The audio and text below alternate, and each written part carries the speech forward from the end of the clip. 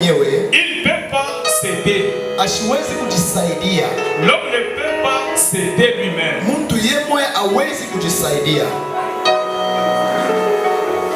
C'est lui qui peut vous aider. C'est celui-là qui est en dehors de vous. Celui-là, il peut vous aider. Prenons par exemple, si quelqu'un faisait semblant de tomber, il faut qu'il y ait quelqu'un debout pour aider celui-là qui est tombé. D'où la pensée qui dit, aide-toi, le ciel t'aidera. Mais pas biblique. C'est une pensée humaine qui vient parmi les hommes. Aide-toi, le ciel t'aidera. Du Genèse à l'Apocalypse, il n'y a pas ce passage-là, ça n'existe pas. Il n'y a que Dieu qui est capable de nous aider. Dieu seul est capable de nous aider. Pourquoi Dieu nous aide? C'est parce que nous sommes faibles. Nous sommes faibles et lui il est fort. Il n'est que celui qui est fort qui peut aider celui qui est tombé ou celui qui est faible.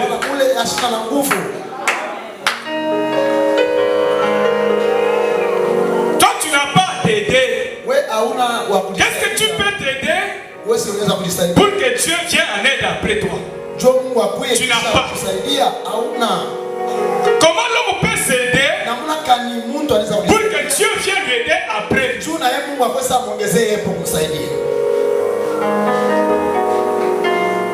Et quelqu'un rend témoignage dans la Bible, il dit, qu'est-ce que l'homme pour que Dieu se souvienne de lui? Qu'est-ce que l'homme pour que Dieu vienne lui aider?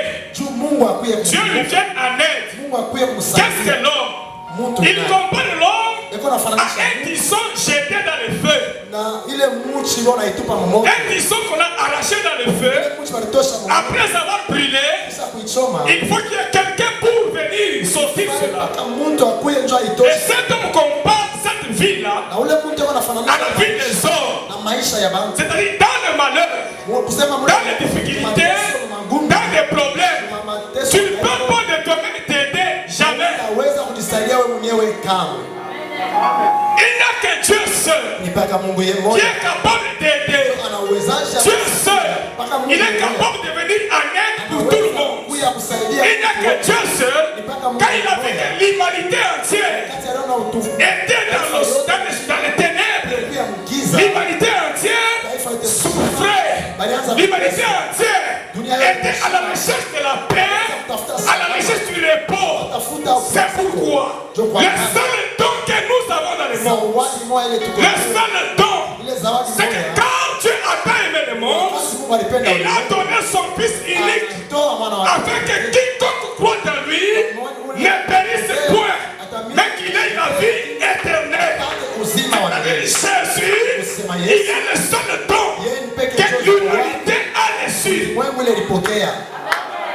Le seul don que nous avons dans le monde, ce n'est pas le don de prophétie, ce n'est pas le don de miracles, ce n'est pas la prédication, mais le seul don, c'est Jésus. Pourquoi Jésus? La prophétie est un Christ, la prédication est un Christ, le miracle est un Christ. C'est alors que quand Dieu a vu, il dit, quand il a aimé le monde, il a donné son propre Fils unique qui vient pour que le monde soit sauvé par lui. Le salut est en Christ. Tu ne peux pas t'aider toi-même. Amen. Amen. Tu peux t'identifier à Jésus-Christ. Toutes les fois que tu te rends compte que tu as des souffles de vie, tu dois savoir élever Dieu. Tu dois savoir élever celui qui veille sur toi. Tu dois savoir élever celui qui vient en aide. Tu dois savoir l'adorer.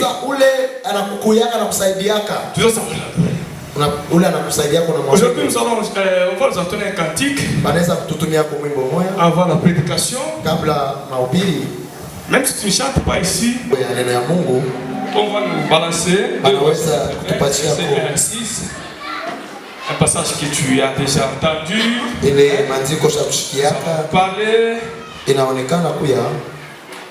Nous allons parler d'autres facettes, d'une autre manière. Nous allons parler de ça. On va nous mettre 2 Rois chapitre 20 verset 1 à 6. Vous connaissez cette histoire, c'est l'histoire d'Ézéchias. On va balancer ça. Tu vas entendre ça, pas comme tu l'as déjà entendu.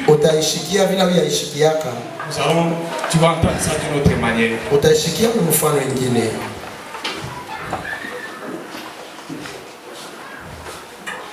Voilà. 2 Rois chapitre 20, verset 1 jusqu'à 6. Je sais que parmi nous, la grande partie, nous allons lire.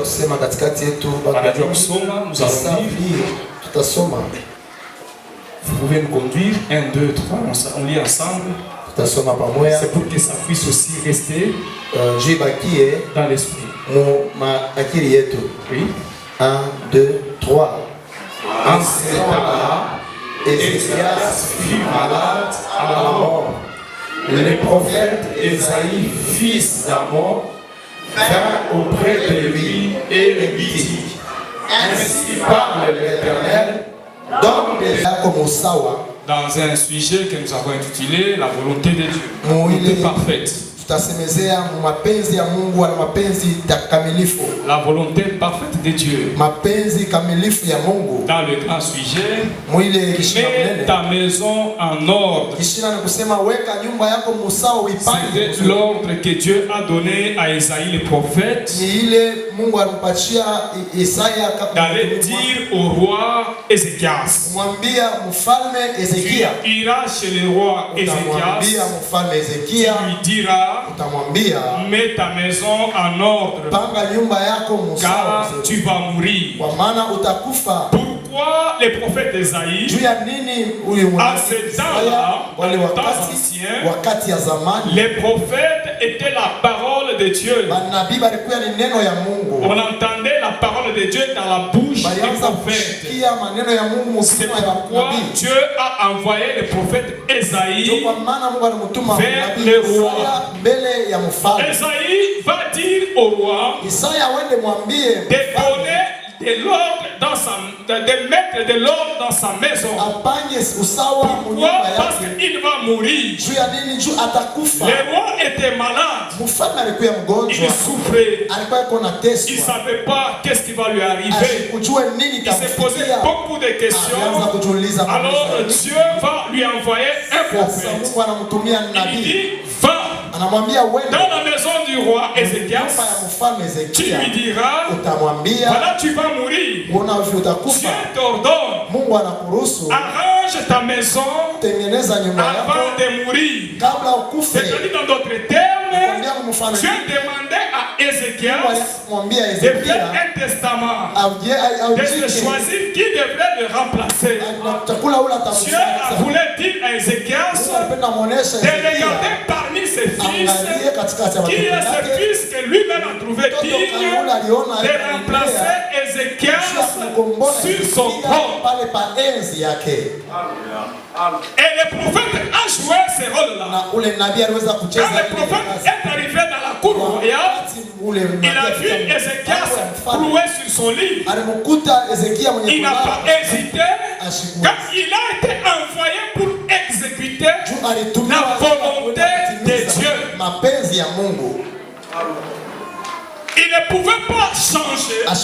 Il ne pouvait pas dire autre chose. Sinon, c'est que Dieu lui a dit d'aller dire à Ézéchias le roi. Et c'était comme ça dans les temps anciens. Les prophètes étaient la bouche de Dieu. Les prophètes étaient le messager de Dieu.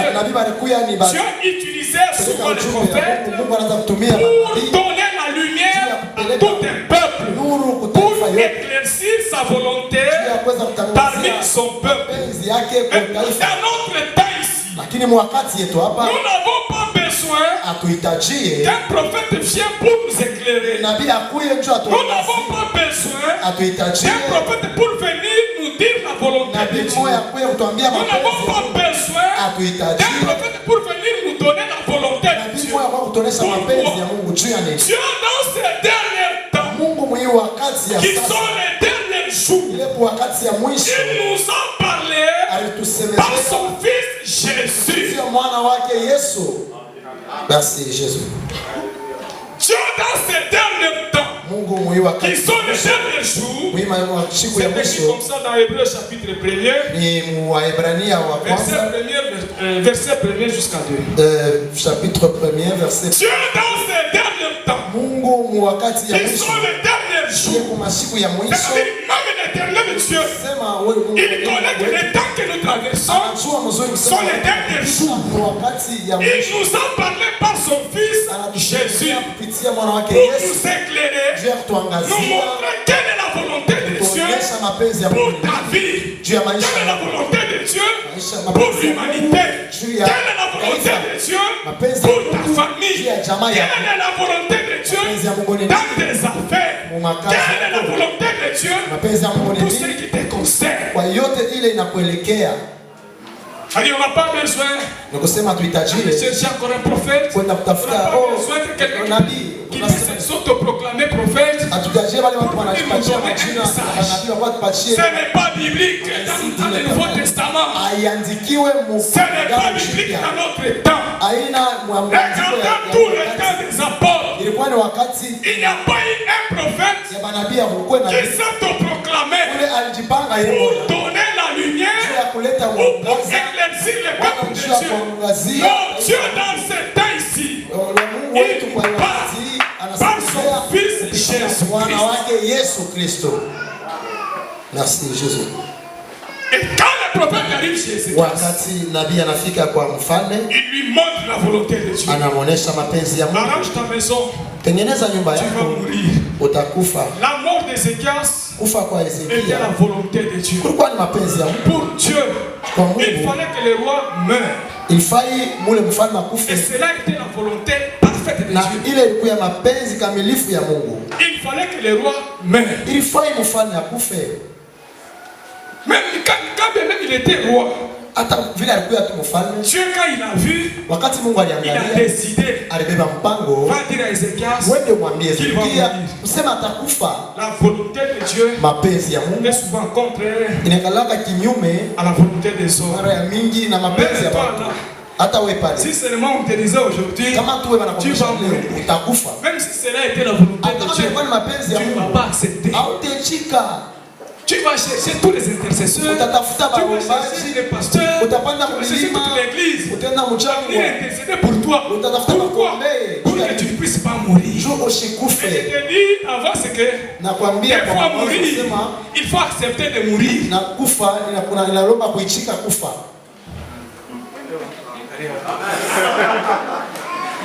Des fois, il faut accepter de mourir. Inalomba tu kuichika kufa tu. Accepte de mourir Ichika kufa si cela est la volonté kama ile de ni Dieu. mapenzi ya Mungu. Merci Jésus. Les frères, Bantu wamechike. Sasa lewe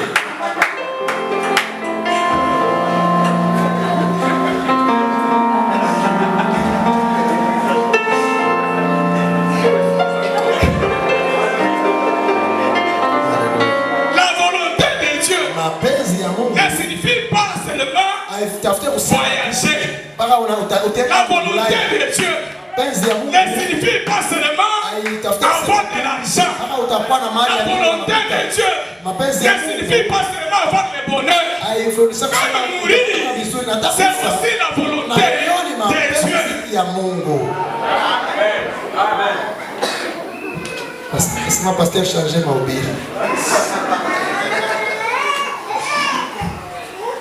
Tu vas mourir, Ézéchias. Ezekia utakufa. Quand Ézéchias a entendu cela, Kama lui aussi n'a pas Ezekia accepté comme toi. anachika alikia kama wewe. Il va entrer dans sa maison, il va s'efforcer. Alirudia nyumba Il va yake. aller là où il y a le mur de lamentation. Anafika kule kwa kibumbashi ya Il tient le kujilia. mur de lamentation. Analibamba Il pale. commence à implorer. intercédant sa faveur.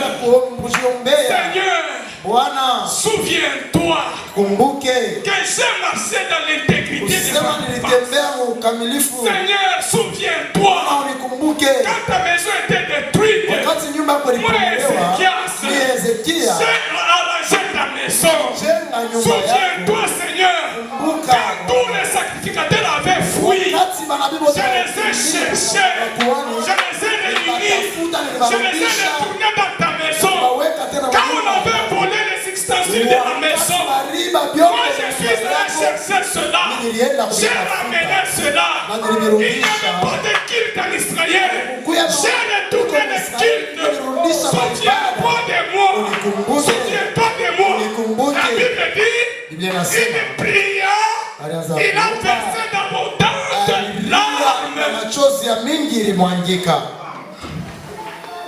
Dieu le regarde. Il avait déjà envoyé son prophète. Va dire qu'il va mourir. Et la mort était la volonté parfaite de Dieu. Lui ne voulant pas mourir, il va intercéder. Et quand il intercède, pourquoi il a intercédé? En montrant le bienfait devant Dieu. Pourquoi il priait? Il pleurait en montrant le bienfait de Dieu. Ézéchias marchait dans la crainte de Dieu. Il marchait dans la crainte de Dieu. Il savait que la faiblesse de Dieu, la faiblesse de Dieu se trouve seulement dans sa parole. La faiblesse de Dieu se trouve dans sa parole. Il va lui citer l'intégrité. Il va lui citer comment il marchait. Et tout ça, quand nous appelons Salomon, il vient nous dire pourquoi Salomon, pourquoi Ézéchias dit ça. Proverbe chapitre 10, verset 27. Proverbe chapitre 10, verset 27. Là, on va nous lire ça. Proverbe chapitre 10, verset 27. Pourquoi Ézéchias a pleuré citant son intégrité, montrant ses bienfaits à l'Éternel Dieu. Patrick, vous avez trouvé, vous pouvez faire la lecture.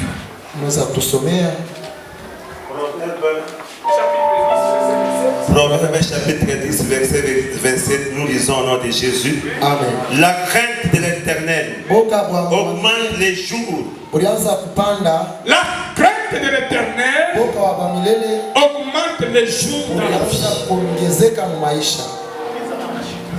La crainte de l'Éternel augmente les jours dans la vie. Et c'est ce qu'Ézéchias visait. Quand il visait, j'ai marché intègre. J'ai marché devant toi dans toute intégrité. J'ai fait ceci. Toutes les bonnes choses que Ézéchias disait ça. Toutes les bonnes choses qu'Ézéchias parlait visaient à ce que l'Éternel Dieu puisse se souvenir qu'il change un peu. Je ne vais pas mourir. Pourquoi je vais mourir? Je vais laisser cette maison ici parmi les hommes. Pourquoi mourir? Il commençait à regretter. Et les regrets d'Ézéchias, c'est le prophète Esaïe qui nous révèle cela quand il louait Dieu Esaïe 38. Il est en train de regretter pourquoi il doit mourir. Cette foi que j'avais dans la maison, ça va rester pour qui? Éternel. Chez les morts, est-ce qu'on te loue? N'est-ce pas sur la terre, c'est les vivants qu'on peut te louer? Il est en train de... Pourquoi il doit mourir? Laissez la gloire du roi. Alléluia. Pourquoi je dois mourir? Toutes les bonnes choses appartenant au roi. Pour qui ça va rester? Il commence à regretter toutes les bonnes choses qu'il voyait. Les connaissances que j'avais parmi les hommes. Pour qui ça va rester? Il priait. Il regrettait. Il faisait voir à Dieu toutes ces choses-là. Alors l'Éternel Dieu dit à Esaïe, retourne Va dire à Ézéchias qu'il ne va plus mourir. Tu ne vas plus mourir. Va dire à Ézéchias qu'il ne va plus mourir. Ézéchias vivra. J'ajoute encore 15 ans à sa vie. J'ajoute encore 15 ans. Et quand tu ajoutes 15 ans dans la vie d'Ézéchias, Ézéchias se réjouit. Ézéchias se réjouit. Lorsque la volonté de Dieu vient, il faut l'accepter, bien aimé. Même si ça ne vous plaît pas, acceptez cette volonté. Parce que c'est lui qui envoie cette volonté. Il connaît le pourquoi. Il connaît pourquoi. Dieu connaît tout le monde. Il connaît tout sur nous. Lorsqu'il dit quelque chose, même si ça ne vous plaît pas, apprenons à accepter la volonté de Dieu. Accepte la volonté parfaite de Dieu. Ézéchias se réjouit. Dieu m'a donné 15 ans de vie. Dans ces 15 ans de vie, il va faire un effort pour avoir un enfant encore. Dans les 15 ans que Dieu lui a donné, Ézéchias a fait un effort pour avoir un enfant qu'on a appelé Manassé. Quand Manassé vient, Manassé vient. À 12 ans, Ézéchias va mourir à 15 ans. Et à 12 ans, Manassé va le remplacer sur son trône. 12 ans, Manassé c'est dans 2 Rois chapitre 21. Manassé va remplacer son père sur son trône. Ce que Dieu ne voulait pas, c'est ce qui va maintenant arriver. Pourquoi Dieu ne voulait pas que le roi Ézéchias reste en vie? Pourquoi il ne voulait pas? Parce que Dieu qui connaît tout, et tout ce que Dieu a pour nous, c'est les projets de paix, de bonheur et de prospérité. Faites confiance à Dieu lorsqu'il vous demande de faire quelque chose. Faites confiance à Dieu dans sa parole. Faites confiance à Dieu. Dieu il ne peut pas vous détruire. Il ne peut pas vous tuer. Ce que Dieu veut, c'est notre bonheur. Et lorsque nous refusons la volonté de Dieu, il y a des conséquences terribles qui peuvent nous surprendre. Ce sont ces conséquences-là qui sont venues après le refus des rois à Ézéchias de mourir. Qu'est-ce qui est arrivé? Quand Ézéchias refusa de mourir, il est resté en vie. Il va donner naissance à Manassé. Manassé qui ne remplace sur son trône. Qu'est-ce qui est arrivé? Manassé n'a pas marché comme son père Ézéchias. Il va commettre les abominations. Il va commettre beaucoup de mauvaises choses. Entraîner la souffrance en Juda. Juda a souffert pendant 55 ans sous le règne de Manassé. Juda a souffert pendant 55 ans sous le règne de Manassé. Pourquoi il a souffert? Ce que Ézéchias avait détruit comme idolâtrie, comme les hôtels de Baal. Manassé, quand il vient pour bâtir cela. Il vient encore pour rendre encore en vie l'abomination que son père avait détruite. Et c'est ça que Dieu ne voulait pas. Ézéchias soit en vie. Il fallait qu'il meure pour que tout un peuple retrouve la vie. Il fallait que Ézéchias puisse mourir pour que Juda soit heureux. Et quand il a refusé de suivre la volonté de Dieu, Dieu, le malheur a frappé Judas. Imaginez-vous pendant 55 ans, parce que 7 ans, Manassé a duré 55 ans sur son trône. Et c'était les 55 ans de malheur, les 55 ans de douleur, les 55 ans de pleurs. C'était les 55 ans de manque de bonheur. Comme cela ne suffisait pas, Manassé il va aussi avoir un enfant. Et quand il naissance à son enfant, c'est cet enfant qui va encore le remplacer. Il va faire encore sur son trône 2 ans. Il a encore fait de mauvaises choses sur ce trône-là. Puis sur les 55 ans de Manassé, Judas a souffert pendant 57 ans. 57 ans de souffrance. Pourquoi? Leur père n'a pas accepté la volonté de Dieu.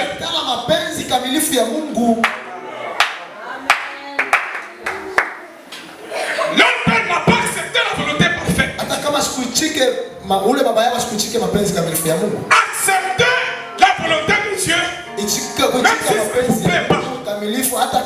Accepter la volonté de Dieu, même si c'est dur. Il y a d'autres personnes quand on prêche. Aujourd'hui, la volonté de Dieu est connue par sa parole. La Bible prêche. Quand le prédicateur passe devant, il prêche. C'est la volonté de Dieu qu'on est en train de publier. C'est la volonté de Dieu. On nous montre la voie, le chemin. On nous donne la lumière. Et lorsque cette parole est prêchée, acceptez cette parole. Même si ça te fait du mal, même si c'est dur, acceptez la volonté de Dieu. Acceptez la volonté de Dieu. Accepter la volonté de Dieu. Quand je parle, je me souviens. Je sais que le pasteur a parlé le dimanche passé. Il dit, je voulais laisser le travail. Quand j'ai pris la décision, j'ai discuté avec maman. Et par rapport à proposer, au lieu de 3 jours, reste avec 2 jours. Examiner la volonté de Dieu parfaite. Il faut examiner cette volonté parfaite de Dieu. Tu peux rester parce que ce sont les hommes qui te permettent, alors que la volonté parfaite de Dieu, c'est d'abandonner totalement. Il faut examiner ce que c'est la volonté parfaite de Dieu.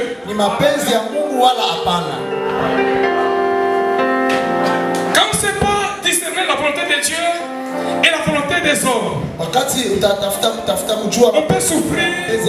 On peut souffrir. Souffrir, pas parce que Dieu a voulu. Tu souffres parce que les hommes ont voulu. Amen. Amen. Amen. Amen. Un autre exemple, c'est lorsque dans Jean chapitre 11, Jésus avait une famille amie. Une famille amie. C'était la famille de Lazare, la famille de Marie et de Marthe.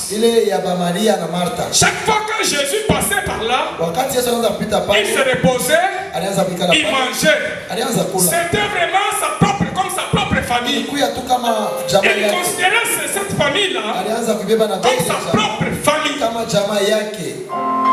Un jour dans cette famille-là, son ami Lazare est tombé malade. Quand il tombe malade, cette maladie allait s'empirant. Quand il tombe malade, ça commence à agiter toute la famille. Marie et Marthe se posaient la question. Jésus, il a déjà entendu que Lazare souffre. Lazare, il est malade. Il ne vient plus chez nous. Pourquoi il ne vient plus chez nous? Alors qu'il a à mesure de guérir Lazare, notre frère. Jésus est à mesure de guérir Lazare. Mais c'est Jésus-là qui a toujours l'habitude de venir chez nous. Pendant que nous avons besoin de lui, wanamhitaji. Il ne vient même pas chez nous ici. Yasikuya anakuya tena kwetu. On cherchait Jésus, on ne le trouvait pas. Mais Jésus qu'on cherchait savait que Lazare était souffrant. Lazaro alikuwa mgonjwa. Quand tu souffres là, wakati anaanza kuteswa, nous ne pouvons pas connaître ta souffrance. Hatuwezi kujua mais il y a un Dieu qui connaît que toi tu es là. Tu es souffrant. Kusema uko na gonjwa au malaria. Même quand tu n'as pas mangé, il y a un Dieu qui connaît que toi là, tu n'as pas mangé. Même quand tu as chanté, il y a un Dieu qui connaît que même quand tu as chanté, tu vis dans le manquement. Bien aimé, nous avons un Dieu qui nous connaît tous. Il connaît nos manquements, il connaît où nous allons et où nous sommes. Tu n'es pas là de toi-même. Tu n'es pas là parce que les hommes ont voulu. Tu es là parce qu'il y a un Dieu qui a décidé dans sa divinité. Il a décidé dans sa propre volonté que tu sois là. C'est pourquoi nous nous dévoyons. Merci Jésus. Jésus savait que son ami Lazare, il était souffrant. Et cette maladie-là va l'amener à mourir. Mourir, c'est-à-dire la mort de Lazare était la volonté parfaite de Dieu. Il fallait que Lazare puisse mourir. Mais pour ses frères, pour ses soeurs, pour sa famille, il fallait qu'il reste en vie. Il fallait qu'il soit guéri. Il ne fallait pas que Lazare meure. La famille a refusé. La famille a refusé de voir le frère mourir. Même si cela était la volonté. Ce sont les difficultés que nous rencontrons. Lorsque Dieu vous demande quelque chose, et que vous cherchez à consulter les voisins, la volonté de Dieu n'est pas facile. Inaccessible. À qui Dieu a parlé, il peut comprendre cela. Nous autres ici, il faut qu'on regarde les paramètres. Non, il faut regarder les paramètres.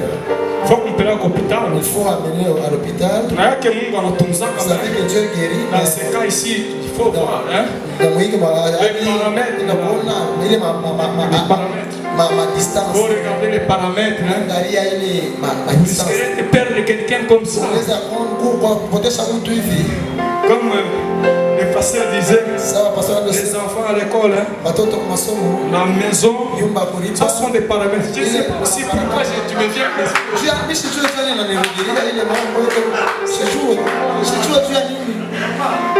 sais pas, je ne sais pas été je n'ai pas prévu ça. Excusez. Les études de bergerie. Les autres ici. La maison. Quand on était une routier, était dans le famille. Non. Dieu c'est un Dieu de progrès. Il commence à se consoler. Dieu c'est un Dieu de progrès. Dieu nous cherche le bonheur. Il nous allait de l'avant. Dieu, il n'abandonne jamais celui qui se confie en lui. Dieu, et toutes ces choses-là, c'est pour se couvrir. Mais même si tu découvres la volonté de Dieu qui frappe les cœurs, va continuer encore à te parler. À parler à ton cœur. Ça va continuer à te parler. Prends charge. Prends charge. Prends charge. Reste en charge. Prends cela en charge. Travaille pour moi. Travaille pour moi. Apprenons à faire confiance à Dieu.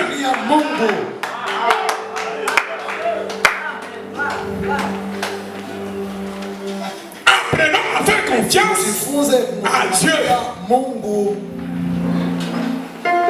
C'est lui qui appelle. Il connaît nous assister. Celui qui appelle, il est le pourvoyeur. Il nous dit qui est ce parent-là qui peut avoir un enfant qui lui demande le pain. Il va prendre le serpent pour lui donner ou bien une pierre Mais chaque que vous êtes, vous savez donner de bonnes choses à vos enfants. À combien plus votre raison, votre Père qui est au ciel, qui connaît vos besoins plus que tous les autres.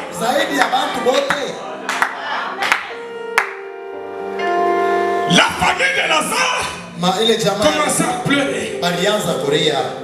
Voilà, Jésus nous a abandonnés. Lazare venait même de mourir. Lazare est mort. Qu'est-ce qu'on va faire? Qu'est-ce qu'on va faire? Peut-être que Jésus viendra le soir. Il n'est pas venu. Peut-être qu'il viendra demain. On est même parti enterrer Lazare. Quand le message arrive là où était Jésus, les disciples voulaient interpréter à Jésus. Lazare est décédé. Quand Jésus entend seulement ça, il n'a pas donné trop de temps aux disciples. Il leur demanda seulement, allons de l'autre côté du Judée. Même les disciples ne comprenaient pas. Lazare c'est son ami. C'est Lazare là. Jésus a toujours eu l'habitude d'aller manger. Et on apprend que Lazare est décédé. Au lieu de dire que allons assister le côté, ils vont nous demander d'aller traverser de l'autre côté du Judée.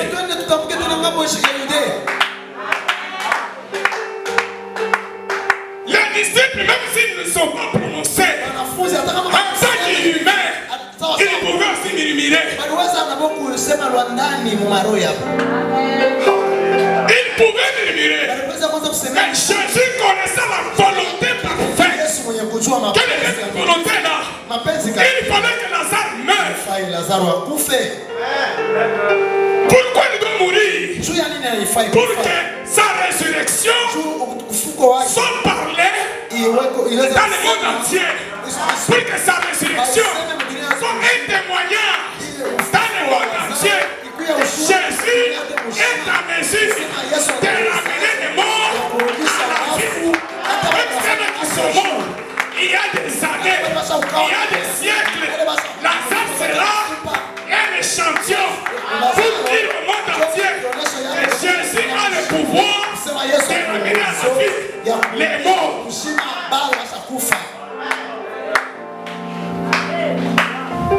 Merci Jésus. La maladie qui me fait souffrir. Tu vas à l'hôpital, tu n'es pas guéri. Demande la volonté de Dieu. Notre sœur qui a témoigné, il faut témoigner, papa. C'est l'image. Que les gens ont témoigné. Pourquoi témoigner? Les témoignages fortifient la foi. Les témoignages encouragent les faibles. Les témoignages amènent la vie. Quand on ne témoigne pas, tu ne seras pas fortifié. C'est lui qui a le même problème que toi. Il ne saura pas que Dieu est capable de faire ça.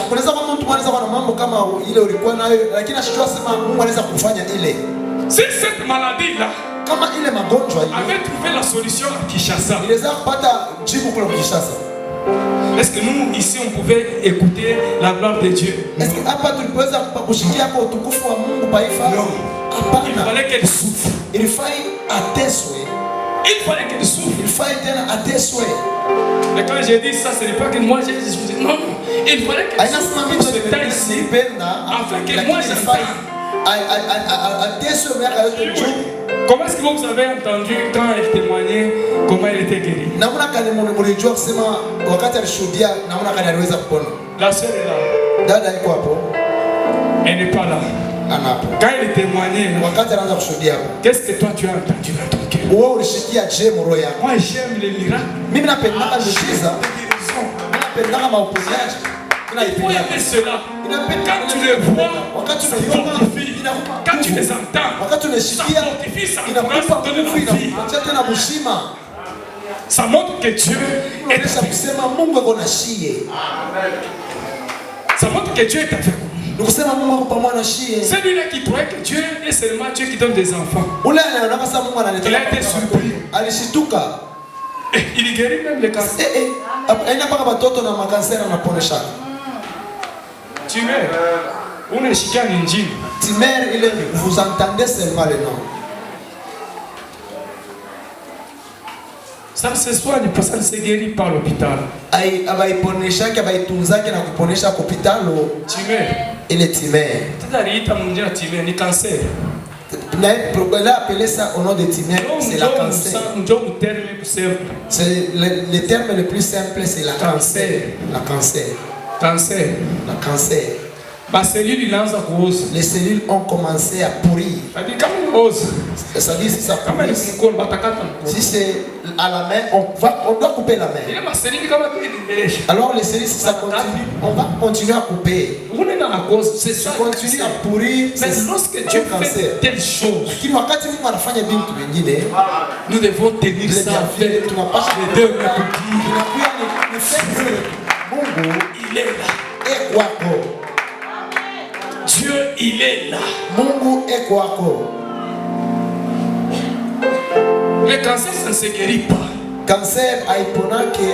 Si c'est au début, on va commencer à le soigner tout. Mais tu vas voir que plus ça avance, plus les années avancent, les cellules continuent encore à mourir. Tu vas mourir. Tu vas mourir. Tu vas mourir. Et il y a d'autres choses que Dieu permet pour que nous voyons sa gloire. Il le permet pour que nous voyons sa gloire. Ce n'est pas seulement dans les Écritures, mais il permet pour que nous les voyions. Un jour vous verrez ici un aveugle recouvrir la vue. Un jour nous verrons ici un boiteux marcher. Un jour nous verrons ici un mort ressuscité. Oui. Cela est possible avec Dieu. C'est possible avec Dieu. Cela est possible. Lazare a été ramené à la vie après 4 jours. Pour sa famille, il ne fallait pas que Lazare meure. Pour Jésus, il fallait qu'il meure. Ça, c'était la volonté parfaite de Dieu. C'était la volonté parfaite de Dieu. Il y a un autre peuple, un autre exemple, toujours dans la Bible. C'est l'exemple de notre père Abraham. Dieu parle à Abraham. Abraham, toi je te donnerai un fils. Abraham, en toutes les nations de la terre seront bénies. Cela était la volonté parfaite de Dieu que l'enfant vienne d'Abraham avec Sarah pour que le monde soit béni. Alors quand Abraham a reçu ce message-là, il va transmettre cela à Sarah. Sarah a fait confiance à Abraham. Abraham a fait confiance à Dieu.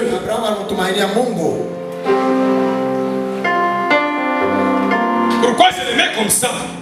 Parce que c'était Abraham que Dieu a parlé. Abraham avait toutes les raisons de faire confiance à Dieu. Tout comme Sarah aussi avait raison de faire confiance à Abraham. Parce qu'Abraham était son mari.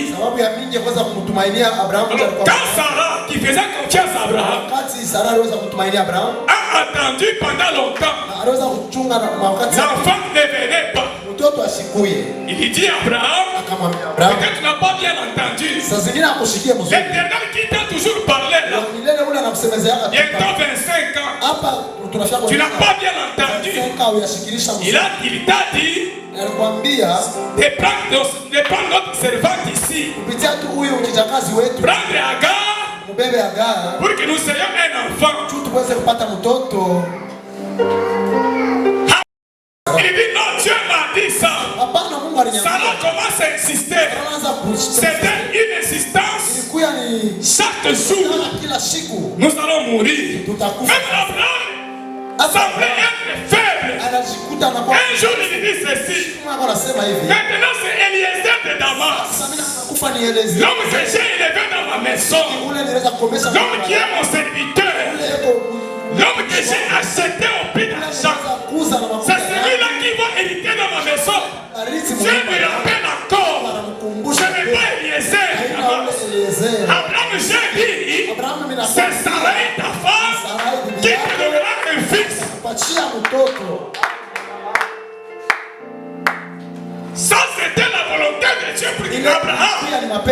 Et un fils par Sarah. La volonté permissible venue des hommes, venue de la femme Sarai. Qu'est-ce qu'elle a amené? Il a amené Agar. Quand Agar a couché avec Abraham, voilà aujourd'hui, le monde entier est en train de souffrir. Parce que Sarah a parlé à la place de Dieu. Lorsque nous refusons d'obéir à la volonté parfaite de Dieu, attendez-vous aux conséquences. Attendez-vous. Il y aura toujours des conséquences. Tellement qu'il y a eu résistance. Il a résisté. Dieu dit à Abraham, fais ce que Sarah te dit. Quand Dieu a dit à Abraham, ce n'est pas que Dieu a dit à Abraham, voilà, j'ai changé. Non, Dieu il n'a pas changé. Nous avons trois sortes de volontés sur cette terre. Nous avons la volonté parfaite de Dieu, la volonté permissible de Dieu et la volonté permissible des hommes. La volonté parfaite de Dieu. Là-dedans, il y a l'assistance de Dieu. Et Dieu pourvoit dans cette volonté parfaite. Dans la volonté permissible de Dieu, il n'y a pas d'assistance de Dieu. L'assistance de Dieu, Dieu ne pourvoit pas là-dedans. On va se rencontrer vis-à-vis de ses conséquences, vis-à-vis des conséquences de sa demande.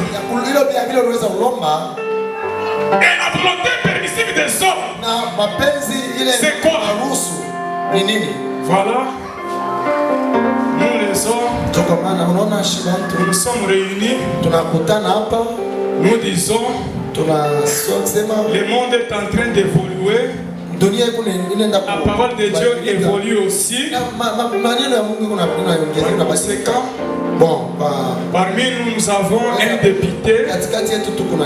Nous avons un bourgmestre.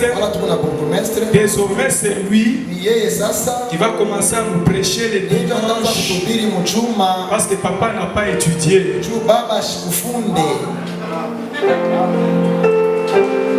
Toute l'église nous acclamons. Oui, le dimanche. Pourquoi quelle famille qui? C'est une honte. C'est une honte quand même. Papa, quand il parle, oui. Il laisse toujours prêcher en Chihuahua ou à Swahili, il prêche comme ça.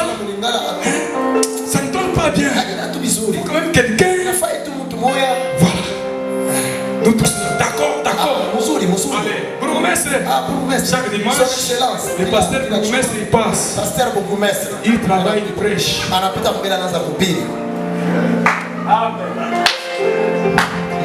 C'est bourgmestre qui passe ici.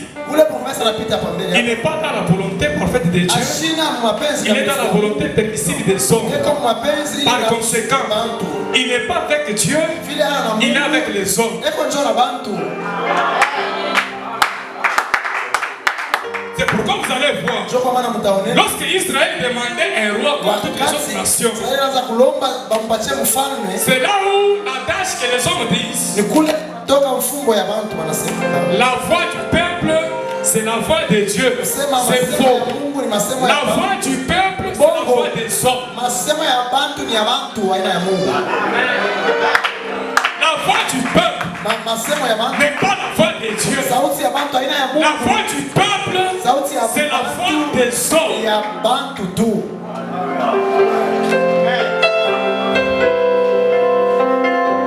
Lorsque les hommes se réunissent pour se choisir quelque chose en dehors de la volonté de Dieu, Dieu n'est pas là-dedans. Il n'y a que l'homme Et ceux-là qui sont avec lui, il n'y a que les hommes. Les jours où le malheur viendra, vous ne verrez pas Dieu. Vous verrez seulement l'homme et son peuple. Vous verrez l'homme et son entourage. Dieu ne sera pas avec lui. La voix du peuple, c'est la voix des hommes. Ça n'a jamais été la voix de Dieu. C'est faux.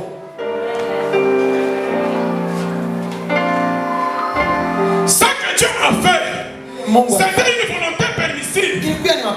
Tellement que le peuple a insisté. Le peuple a insisté. Le peuple a insisté. Qu'est-ce que Dieu dit? Samuel, fais ce qu'il te demande. Il se retire. Il va leur accorder un roi. Saül soit roi. Saül soit roi. Élisée maintenant les conséquences. Il n'a pas su maintenir, garder la voix de Dieu. Parce qu'il n'était pas dans la volonté parfaite de Dieu. Merci Jésus. Il n'était pas dans la volonté parfaite de Dieu. Alléluia.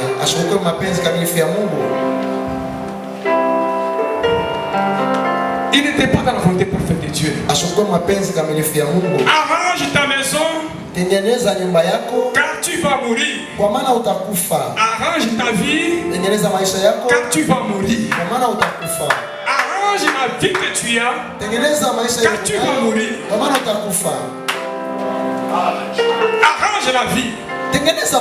Comment tu vas arranger cette vie? Regarde c'est quoi qui est dans ta maison qui est ta vie. Dieu te donne ce temps-là d'arranger. Dieu te donne ce temps-là de mettre de l'ordre dans ta vie. Il te donne ce temps-là.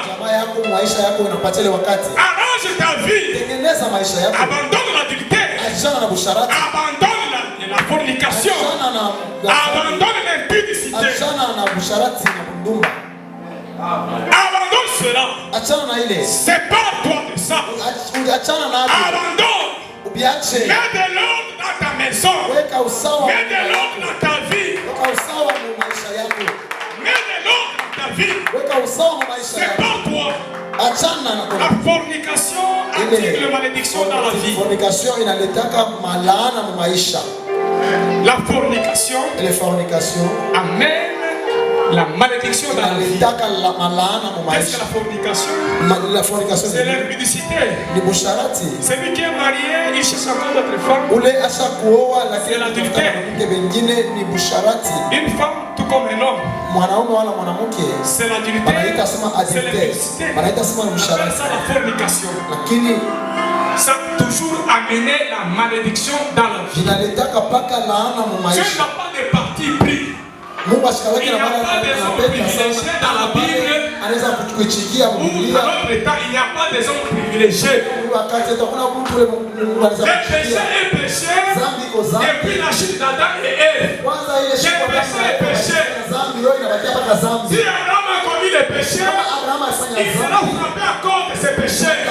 Si David a commis le péché, il sera frappé à cause de ça. Si aujourd'hui nous connaissons encore le péché, nous serons frappés à cause de ça. Il n'y a pas des hommes qui sont privilégiés dans la vie de Dieu. Il n'y a pas. Regardez l'exemple de David, l'homme de Dieu. David était l'homme selon le cœur de Dieu. David était l'homme selon le cœur de Dieu. Le jour où David a commis l'adultère, il a pris la femme d'autrui. Il s'est pas arrêté là-bas. Il va tuer même son mari. C'est d'abord la poitrine. C'est d'abord la poitrine. Je suis roi. Je peux faire tout ce que je veux. Je suis l'homme selon le cœur de Dieu. Dieu lui envoie encore un prophète. Nathan, va dire à David. Va dire à David. Ce que tu as fait dans le secret, là, je le ferai devant le peuple, sous le soleil, dans ta maison.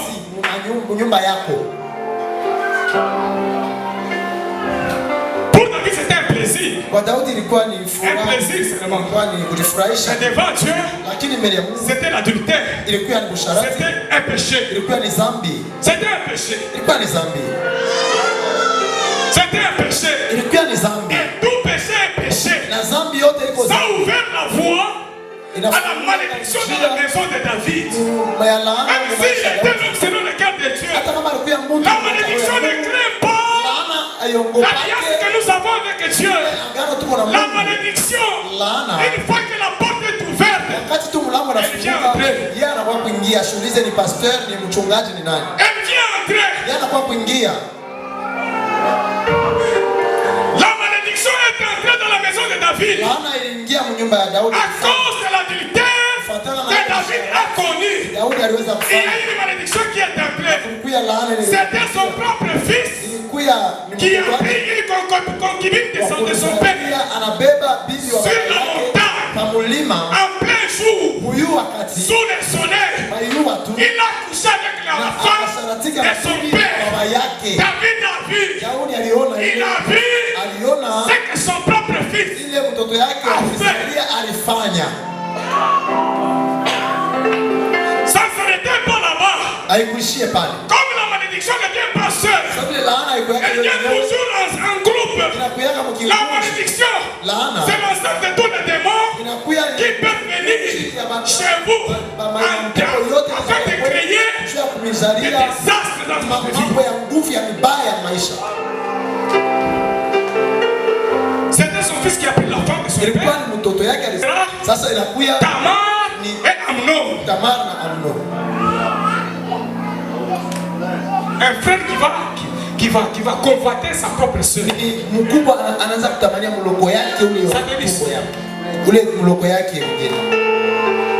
va faire semblant d'être malade jusqu'à séduire sa soeur. Et il a couché avec. Et quand il couche avec, ça sera le grand frère de la soeur qui va prendre l'épée pour aller tuer.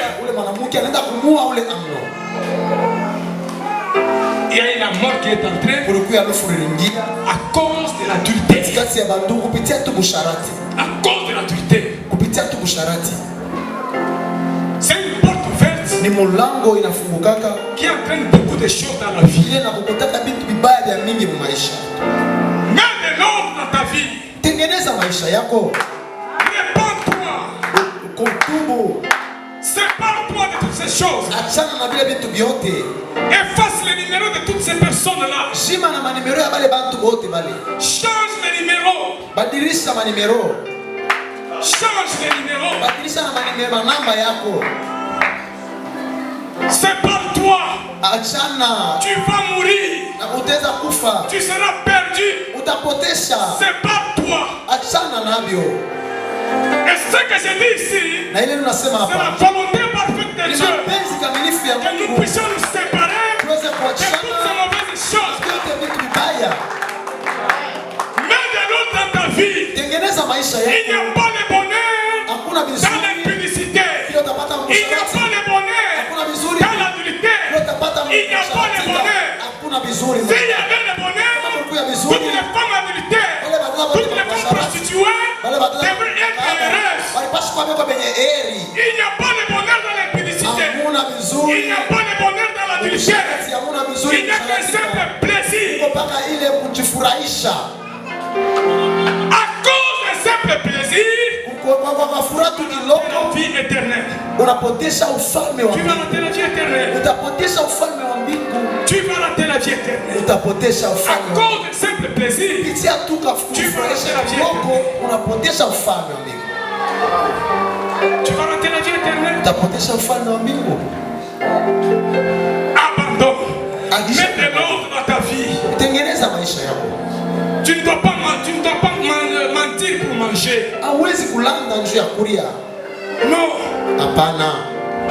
S'il faut dormir affamé, kama inabidi kulala na la njaa, vérité de Dieu, lala na njaa ni mapenzi ya Mungu. tiens-toi dans la vérité. Bakia mkweli. Quand tu dormiras affamé, Wakati utalala na njaa, va à genoux, wenye kwa magoti, appelle à Dieu.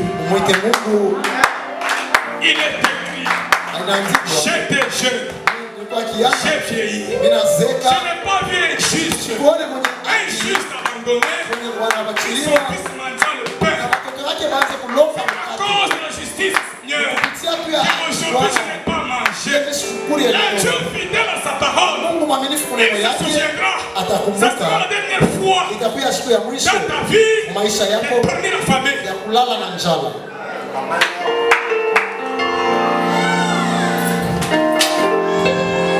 Comment tu as trouvé ce travail? Ulipata namna gani ile kazi? Comment tu as trouvé ce travail? Ile kazi kunayo ulipata namna En gani? échange avec ton corps? Mukupeleka mwili En échange avec ton corps? wala mukupeleka Ça ne mwili. peut pas se passer comme ça. Haiwezi kupitikana vile. Ça ne peut pas se passer comme ça. Acha baipatake vile. Comment tu es dans ce travail-là? Ukumuka mwile kazi namna gani? En sortant avec les chefs, Mukutoka na bashefu mets de l'ordre dans ta vie. tengeneza mzuri S'il maisha faut yako. abandonner ce travail, Kama inabidi kuacha ile kazi, abandonne ce travail-là. acha ile kazi. Abandonne ce travail-là. Acha ile kazi.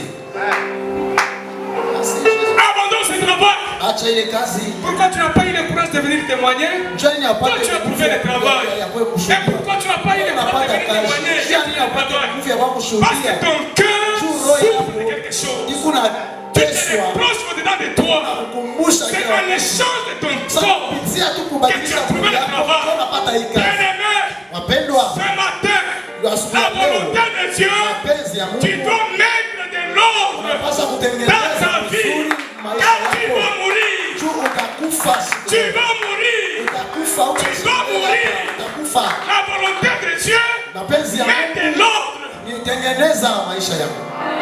Mets de l'ordre. Tengeneza maisha yako. Mets de l'ordre. Tengeneza maisha. Pour Merci. seulement qu'on puisse t'aider de l'argent avec de l'argent, on t'invite autour de la boisson. Oh non, tu Hapana. peux boire. Unaweza kunywa. Moi, quand Michel te prend là-bas, Si je ne parle pas boire avec parce toi, qu'il y a quelque il chose. ne faut pas me donner quelque chose. Insensé, tu vas mourir. Mafu utakufa. Tu vas mourir. Utakufa. Les dieux Ule Mungu que tu as toujours dit ule que je suis chrétien, il te voit. Wewe unasema watu niko Mkristo, iko na Il te kona. voit. Iko na kona. Il te voit. Iko na kona. Mets de l'ordre dans ta vie. Tengeneza mzuri maisha yako. Mets de l'ordre dans ta vie. Tengeneza mzuri Pendant maisha que yako. tu peux encore écouter la parole de Dieu. Wakati unashikia Pendant que tu peux dire aujourd'hui, wakati unasema unaweza kusema regarde leo, ta vie, angalia maisha yako. mets de l'ordre dans ta vie. Tengeneza maisha yako. Cela est la volonté parfaite de Ile Dieu. ni mapenzi kamilifu ya Mungu. Cela est la volonté parfaite de Dieu. Ile ni mapenzi kamilifu ya Mungu. Cela est la volonté parfaite de Ni Dieu. mapenzi kamilifu ya Mungu. Pourquoi tu ne donnes pas, c'est-à-dire, ce n'est pas parce que non, tu ne touches pas bien, non. Abaina sana aulezeke timu Il faut la manière dont tu touches cet argent-là. Tu as honte de venir apporter la dîme. Ça, c'est le unashinda hata problème. kuleta ile cheki umejua, unajua kule unatosha ile C'est là où il y a mafuta. le problème. La manière dont tu trouves Mfano cet unapata ile argent, mafuta yako ingawa ya mingi, ton cœur te se reproche. roho yako kuna kuonesha na kukumbusha.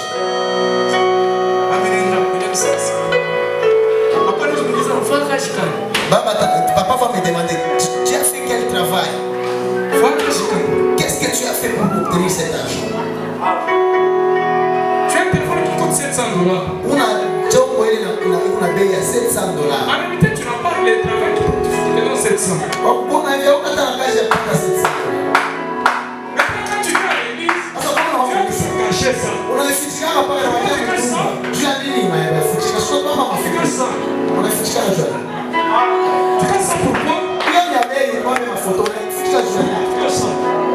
Na ikasema fichika jua. Tout homme normal. Mtu wote msawa. Il y a aussi quelque chose de valeur. Wakati wa kitu cha bei. Il y a toujours tendance à exposer ça. Anakuwa na fieri ya kuonyesha watu mwangalie kinauza. Unaona? Pourquoi toi tu fais ça? Sasa wewe unafichika jua nini? Ton cœur te reproche quelque chose. Roho yako kuna kukumbusha kitu kimoja. Ton cœur te reproche. Roho yako kuna Tu n'es pas digne de porter le téléphone de 700. haustahili kupata telefoni ya $700. C'est pas toi. achana navyo. Donc il t'a fait cette offre-là. Ule Bwana anaweza kupatia ile. Appelle-le. Umwite. Quand tu dois l'appeler, wakati utamwita, il croira que non. Yatawaza kusema hapana. C'est ma petite qui m'a appelé. C'est pour lui dire ceci. Nilijua kumwambia hivi. Aujourd'hui, leo hii j'ai résolu dans mon cœur. ninawaza natengeneza maisha yangu. Tu puisses venir me rencontrer et prendre ton téléphone et la SIM. Ne m'appelle plus. Quand je comprends que moi, j'appartiens à Dieu, je ne t'appartiens pas. Prends cette bonne décision là. Beba ile mpango mzuri ile. Prends cette décision. Beba ile mpango. N'aie pas peur. Usiogope. Prends cette décision. Beba ile mpango. Mets-le dans ta vie. Tengeneza maisha yako. Mets-le dans ta vie. Tengeneza maisha yako.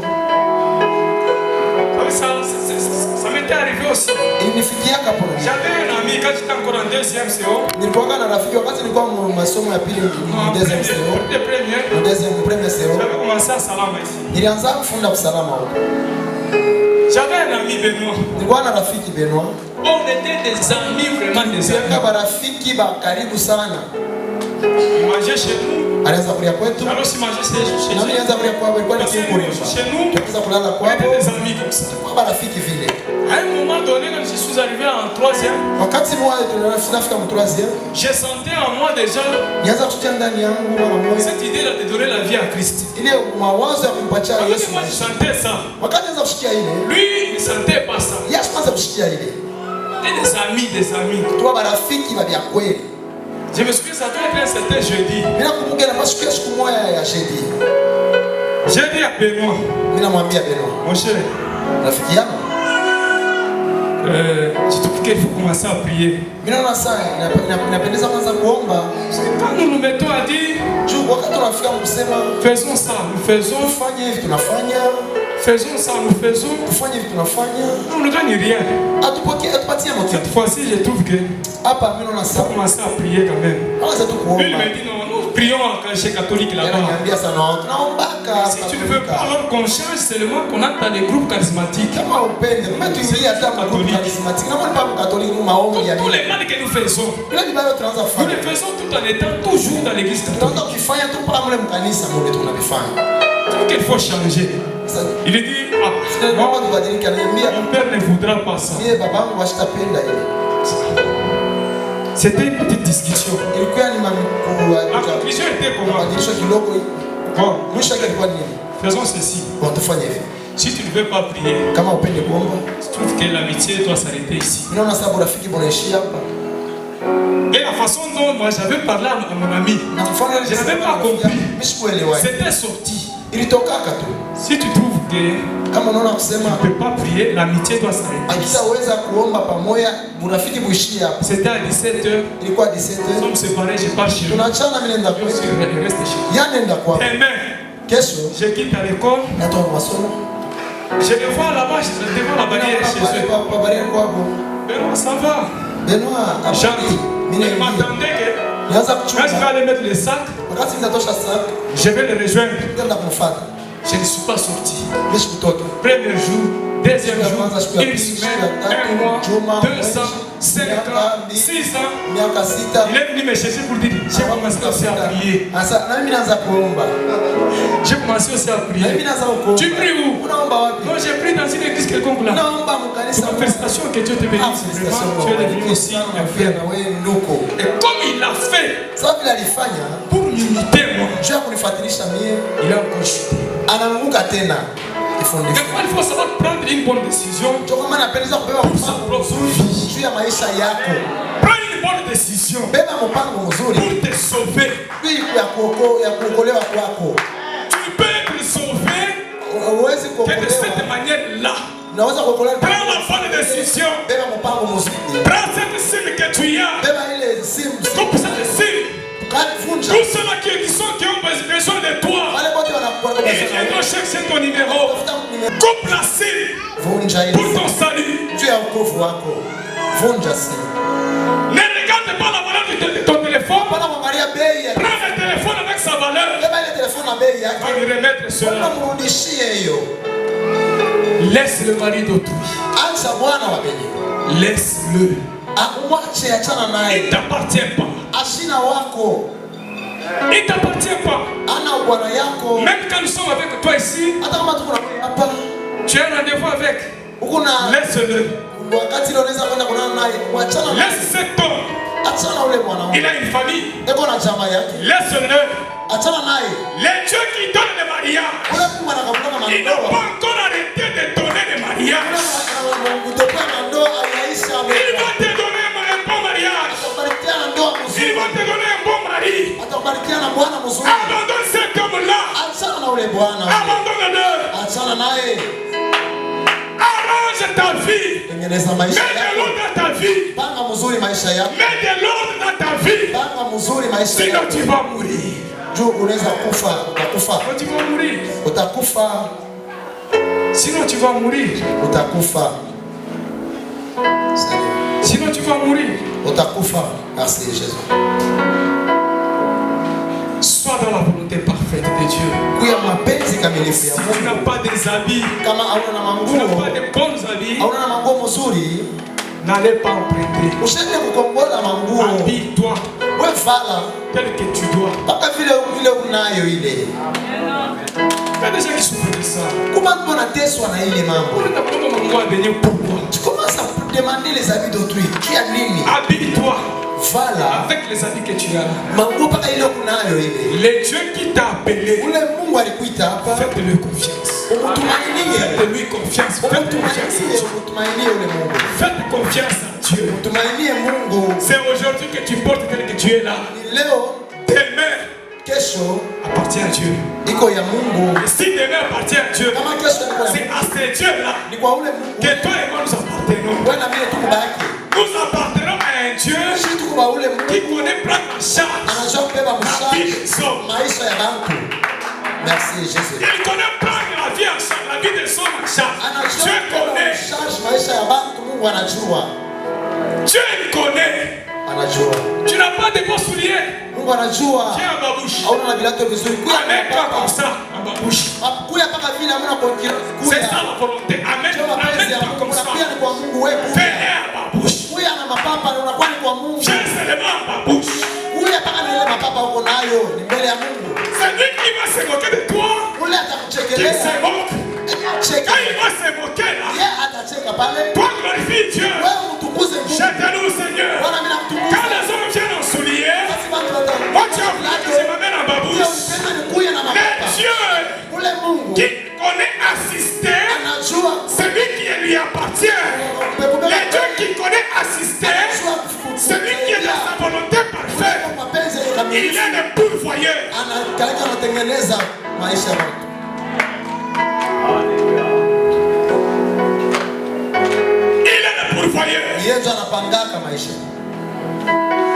Regarde chaque fois quand tu vas emprunter les choses, quand tu vas aller les retourner, il y a toujours des bêtises qui sortent.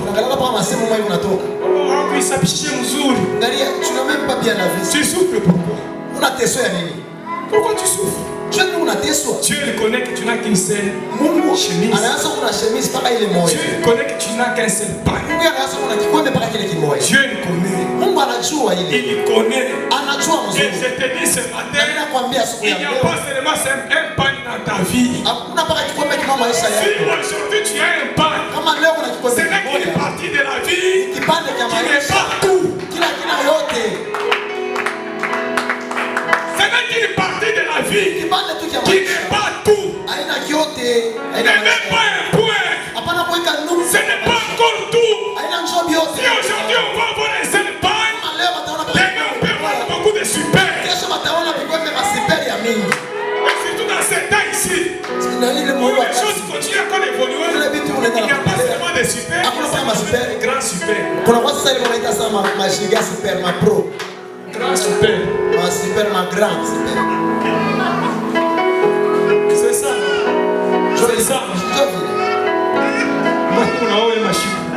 Il y a un grand super. Il y a des super pro. Il y a un grand super. Vous avez déjà vu ça? Oui.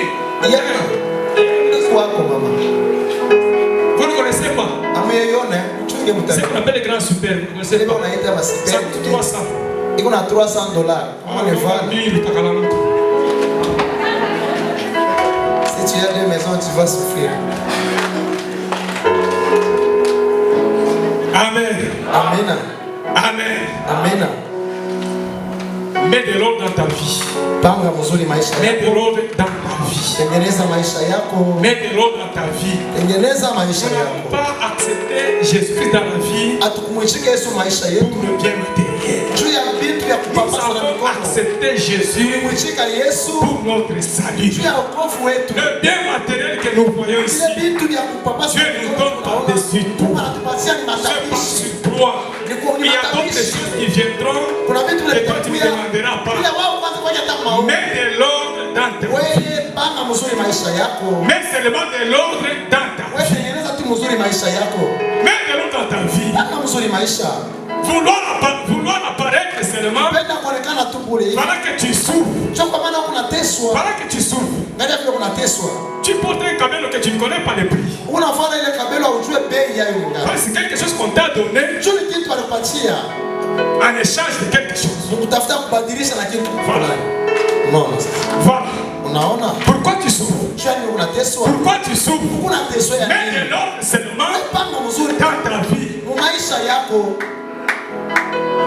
Va dire à Ézéchias de mettre de l'ordre dans sa vie. Et ce que tu lui diras, c'est la volonté parfaite de Dieu. Quand il refusera la volonté parfaite de Dieu, ça sera une volonté permissive, avec des conséquences dans lesquelles Dieu ne sera pas avec lui, il sera seul.